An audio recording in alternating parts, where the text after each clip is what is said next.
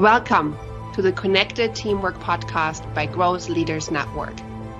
How do we learn to truly thrive together? How do we stay connected to our authentic selves, each other, and our purpose as a team, especially when challenged? How do we unlock the deeper levels of group intelligence? Enjoy this episode of the Connected Teamwork podcast and learn practical tools to evolve the connectedness of your team to its next level.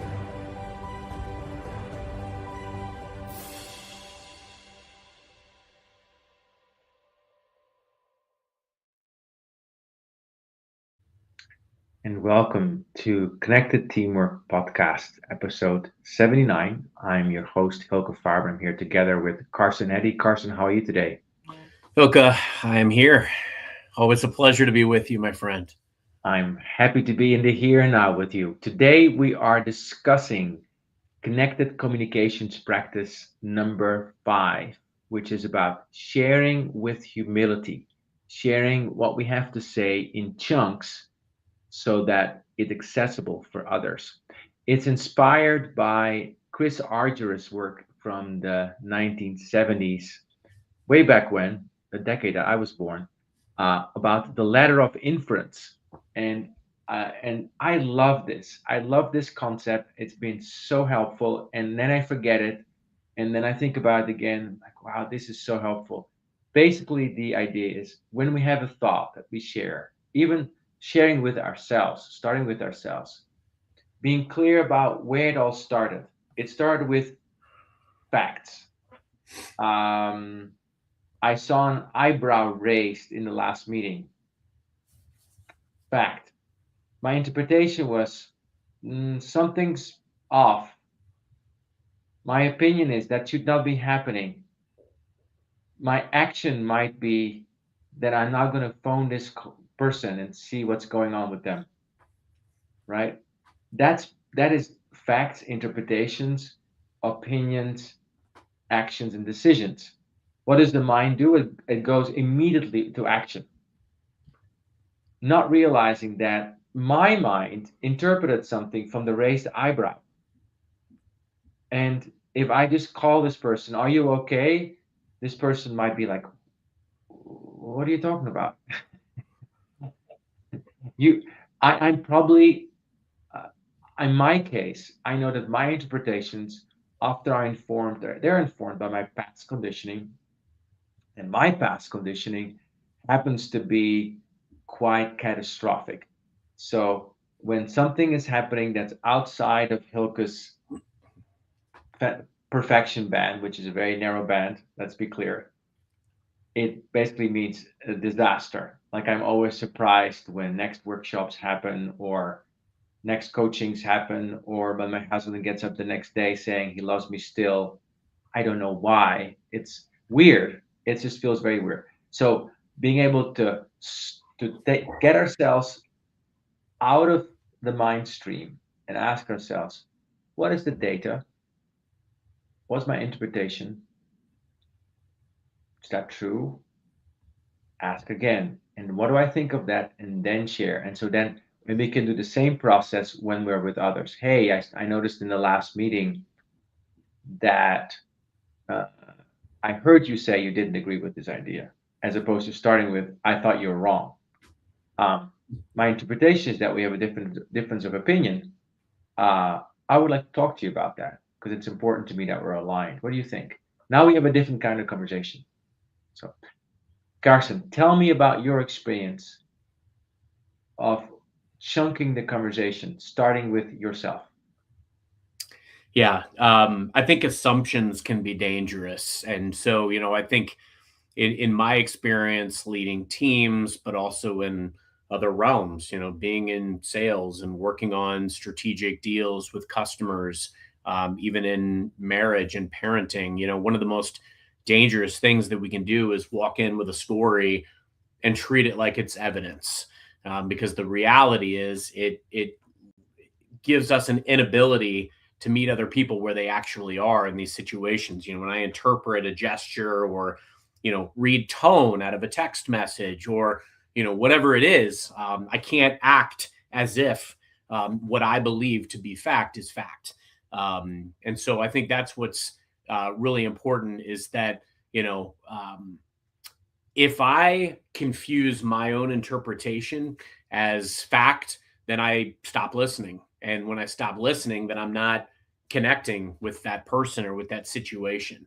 I'm not attuned to the reality, or curious about, what's on the other side of the conversation. And so that's my experience. And I think the sharing in chunks piece, as you can't walk into a situation, and even if I have a experience, or even if I have some intimate knowledge of the situation, it's impossible to walk in and just do broad strokes, in a conversational situation or in a teamwork situation. I may have a very strong opinion of how things need to be or should be or can be, but there's also multiple ways to arrive at the desired outcome. And unless I go in open-minded, or also like thinking about what are the critical points of each chunk, right? I need to make sure that the relationship dynamics are in play and working. I was actually on a conversation earlier today where I very actively saw a situation where few people on our team having a conversation, they had a difference of opinion. They work well together in the grand scheme of things. I was asked for my opinion, and I could have absolutely gone down a very specific path. But my primary goal is that these people work well together. And I also see a different end game where it may not even be, I mean, it's a hypothetical. It may not even ultimately be our decision to make. So there's no need to, stand on ceremony here and make sure that I'm right. And so I think that's the key element, is realizing that it's not important to be right. It's important to have the right outcome. And often the right outcome is the collaboration. It's the curiosity. Yeah. Collaboration, it's collaboration and curiosity.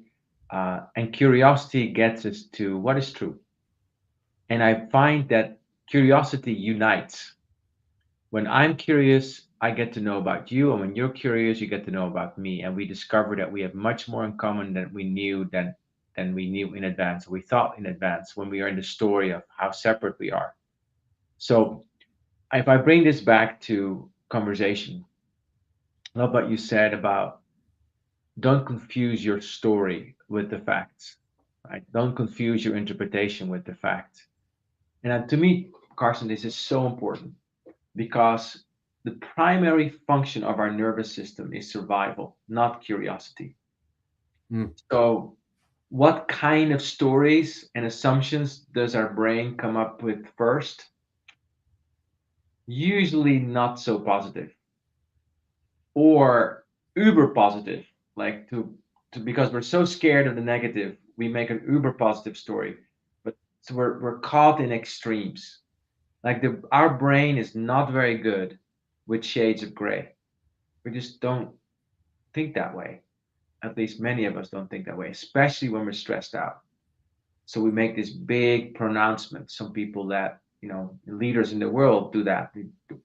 Big pronouncement domino every day, and it's about nothing really. It's not about reality.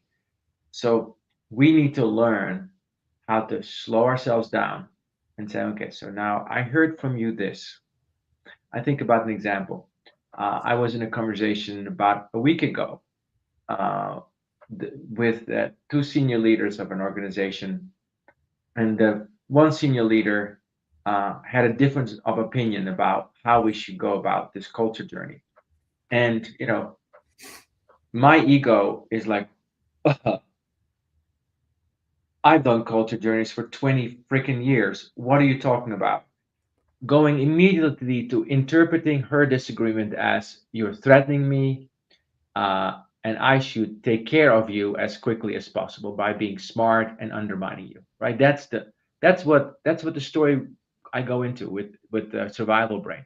I take a step back, I can hear, oh, this person, the senior leader, what he's saying actually, well, there's a real point to it. Okay, maybe we can, like their point was to do more in smaller settings and less in bigger settings. Maybe we can do more in smaller settings. Might be more valuable. as opposed to you think it's bad and I think it's good and now I think you're bad and so on. So that walking up the ladder of inference together creates connection. Tell me about this, Carson. When you are in the difficult conversations, like these high stakes conversations as a senior sales leader, right? How does slowing things down and staying out of story help you? I think the challenge that we get into, Hylke, is we think you hit the nail on the head. You go into that fight or flight, that survival mode. And so we tend to become reactionary because our brain, the amygdala is firing and we're telling ourselves, oh, wow, I'm under attack. I'm under threat.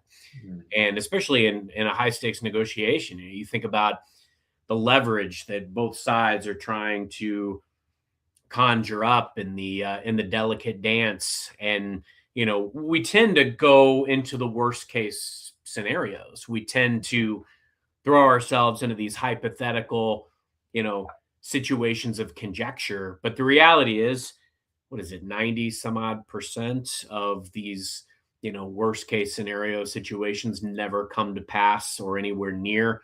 And so I think the key element is slowing it down so that you can realize what is the actual next step in front of me that I need to make sure that I nail. It isn't about thinking 5 steps ahead and planning for every single possible worst case scenario. Yes, you want to think ahead and you want to have some contingency plans where they make sense, but you can't pretend that the doomsday scenario has already happened. The goal is not to have no opinion. The goal is to hold the opinion with enough humility that the connection still has room, and understanding and being curious about the other person's wants and needs and perspective in these situations is the key element. I can't tell you how many times I go into a situation where I have a preconceived notion about what the conversation is about or is about to be about. And I have to catch myself, stop myself, and even realize and take a step back. Again, it always goes back to the balcony view. Take a step back, realize, what am I trying to achieve here? What's this meeting about? Right. What do I actually need to accomplish in this meeting? I'm not trying to boil the ocean. The facts keep us grounded. Mm-hmm. Interpretations can reveal us. And humility is what is ultimately going to connect us so that we are showing up better for the person that we're having the conversation with. Yeah. The next step is where the trust becomes real. Yeah. I think back of that same conversation I just referenced with these senior leaders, and this other leader said something else, and I disagreed. And what I noticed is I was able to say, yes, I hear this. Now, my opinion, not the truth, but my opinion is this because of what might happen if we don't, and going into some facts and interpretations. What do you think? Simply stating it as my opinion and asking a question, what do you think, created an openness for people to engage. And it was interesting because after that happened, the conversation became a little quieter, and the person said, yeah, I think there's something to it. There's something to that. And it was interesting because I also inside of myself had to overcome something in me that just wanted to go along to get along and not speak my truth. And I noticed that I don't speak my truth. When my truth has to be right. I feel much more flexible in sharing my truth as an opinion. When I say it as such, like, hey, this is what I think. What do you think?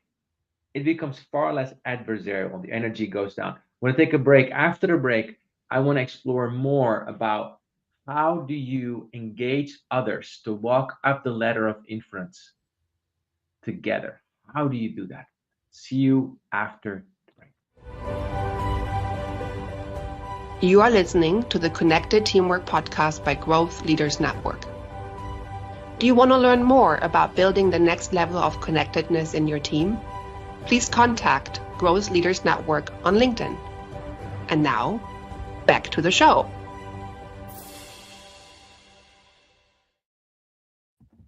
We're talking about connected communications practice number 5, which is about sharing with humility in chunks.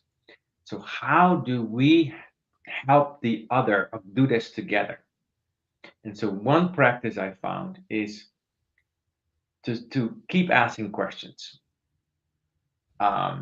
So other example, I saw that you were late in this class, that you showed up 5 minutes after the beginning of the meeting. Did you see that as well? Yes. What do you make of that? Oh, well, this isn't enough. Okay. Well, I think for me, it's important that on our half-hour meetings, we are on time. Okay. I'm not saying this to Carson. I'm saying this as a general example, right?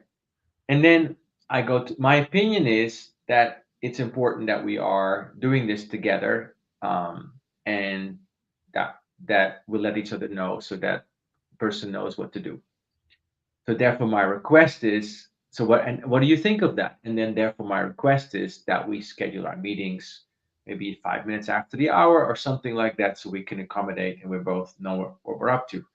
By asking questions, the other person gets a chance to say their truth and maybe tell me something I didn't know. I always loved the story of the blind people and the elephant, and the first person by the standing by the belly is asked, what's an elephant like? And they're like, oh, it's like a ceiling. And the person standing by a leg says, oh, it's like the pole, and by the tusk it says it's like a knife. Who's right? We're all right. The problem is the ego mind believes that I have the truth, and I know that I think that not being on time means you're not reliable. That's not true. That is my frame of reference. Let's talk about it. Now we can co-create a truth that's both true for both of us. Carson, tell us about how you engage people to walk with you as you share your ladder of inference. I love how you articulated that too, Hylke, because it's incredible when you think about the assumptions that we make and where it takes us. Like to feel that somebody is unreliable because of a sliver of an experience that we had with them, and we have to be very careful about that. That's why when you're engaging with somebody, I always try to start with shared reality. Not just my conclusion, but to kind of again slow it down and articulate. Here's my observation, or let's start with what we both know to be true about this situation. So you're kind of walking down a similar path. And then if there's a fork in the road, inevitably, you can address that more or less when you get to it, as opposed to jumping several steps down the road and not taking the person with you.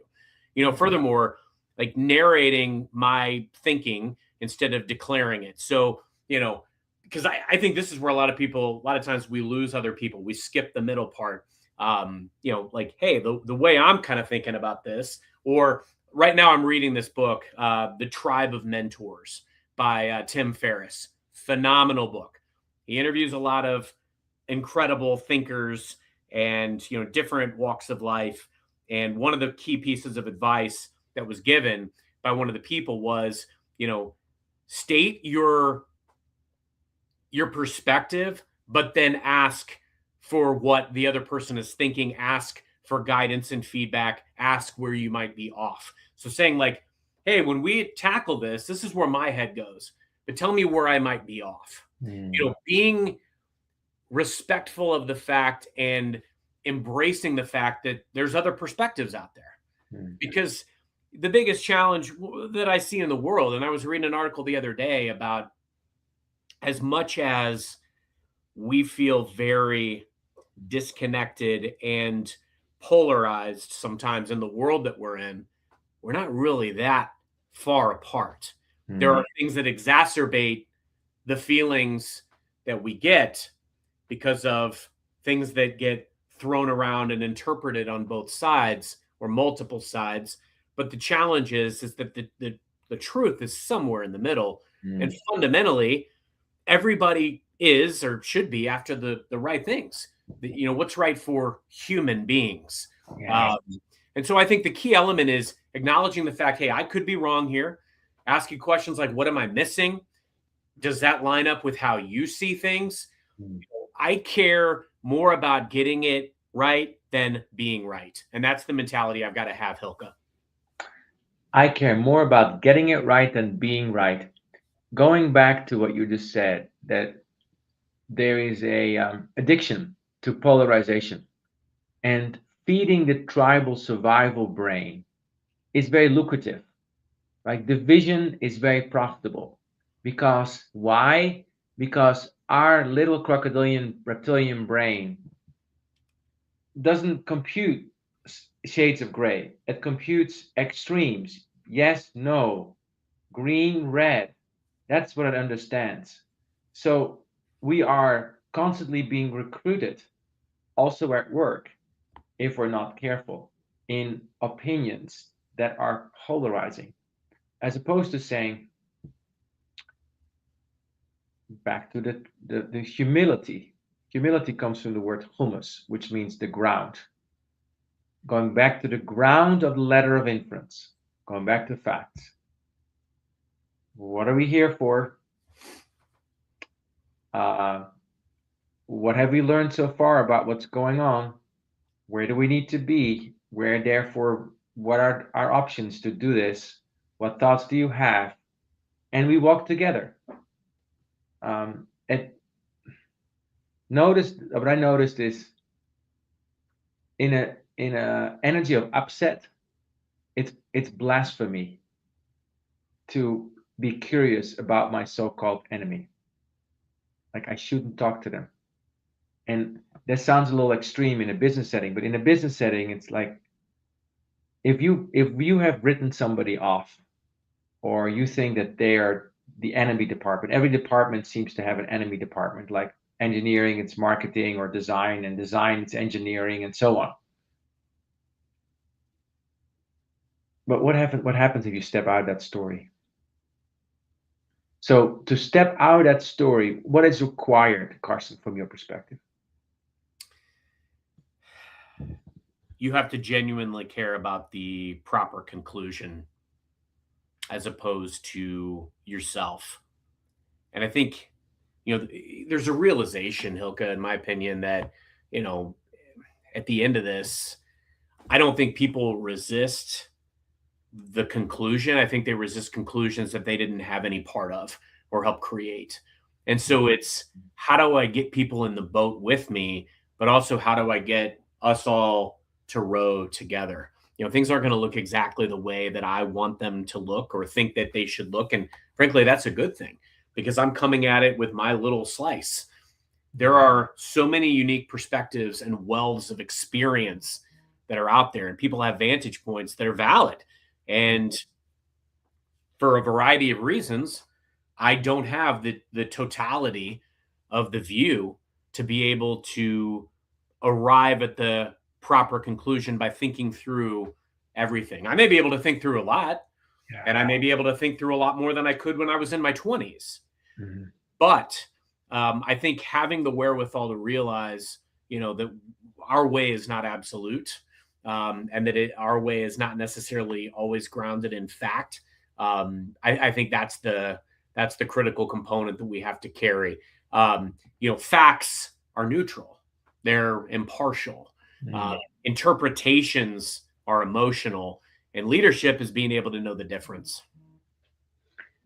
And so when we build consensus, when we build thinking together, one of the things that happens is because when we listen to another, we get to spend some time in another person's world. We start to appreciate it, and we start to have some affinity for it. I think about watching a movie, right? Before the movie starts, we have no relationship with the protagonist. And even the protagonist is badass or just a bandit, we start to, if the movie's done well, get some insights into the protagonist's the ways their minds work.